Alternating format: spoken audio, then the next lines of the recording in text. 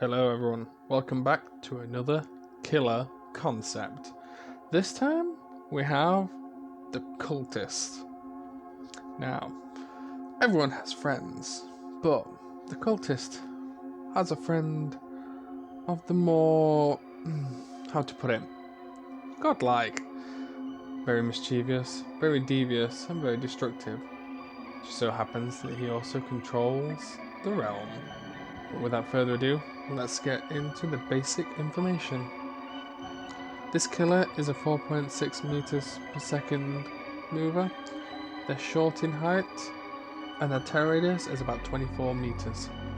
So they're a fast, small terror radius. Keep your head on a swivel for this one. And their weapon? Well, they're the entity's best friend. The entity is their weapon. When you attack, an entity claw forms from your hand, lashing out, which I think is kinda cool. But let's get down to the ability. The ability is called Devoted Prayer. Basically, you need to charge up your ability by injuring survivors. Each survivor that you injure, you end up gaining more power. Similar to the Oni, but you don't actually collect blood orbs. Now, with your power that charges, you can do one of two things. You can leave it to charge up to full, which does a massive area of effect, or you can use small bits of charges on them during chase. Say you're on a loop around a pallet, you can use some of your ability till you cause the entity to block a pallet or block a window. You can only block one thing at a time by using this power, but even once is enough to probably manage to get a kill in one loop, or cause the survivor to move. But, like I said, you could also fully charge it, and fully charging it makes it so everything that the entity can block outside of your terror radius gets blocked, but only for about 60 seconds or 90 seconds. It's not a very long one, but it also means that everything inside your terror radius is untouched by the entity.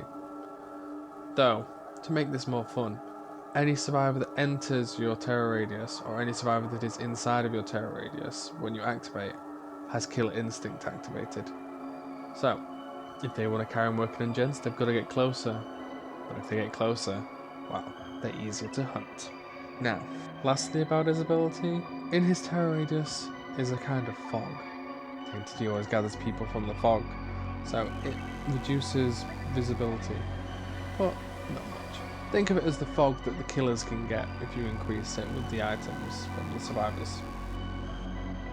Now, down to the perks. Perk 1. Entity and me. Anytime the entity interacts with an object, it will last a little bit longer.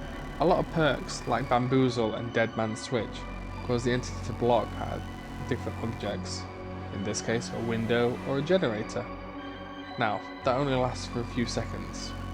With Entity and Me, it increases it.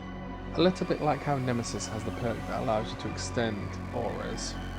Anyway, down to perk 2. Devoted Obsession. Anytime the obsession does a loud action, their aura is now revealed. Now, I always thought it was interesting that the obsession is something you meant to hunt down, but it doesn't always give you the best ideas and best ways to hunt them down. This way, they have to be much more careful, and if you get one of the perks that switches out the obsession, wow, it gives you a lot more pressure and a lot more information. Lastly, perk 3. Entity's Fury. If the survivor is within close proximity to something the entity is blocking, they will suffer from blindness and incapacitated until they move away from it. This does linger for about 5 seconds or so after they move away from the entity. Now, this might not seem very good in its own way, but by being able to block stuff like this, you can manage to do a lot more things. One of the perks that allows you to block off all windows after a generator is managed to be completed can cause a lot of chaos if someone's trying to work on a generator nearby. But anyway, into a little bit of their lore. So, they were born into one of the entity's cults and raised within it. They spent their entire life, their entire childhood, and into their teen years devoted to the entity, increasing their devotion continuously through prayers, actions, and obviously sacrifices. Now, he became the most loyal and devoted follower that the entity had ever seen, so he decided to give him a gift. It allowed him to enter his domain.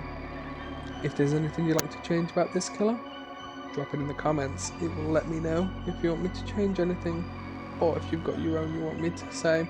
If you want to know more about this killer's lore, drop a like. That'll tell me how much you want to know about it. And if you're enjoying this series so far, hit the subscribe button. And if you ding the bell, it'll tell you every time I upload, whether it be killer concepts, horror games, or currently the letter. But thank you guys for watching. Cerberus is going to be doing some rituals. Ow!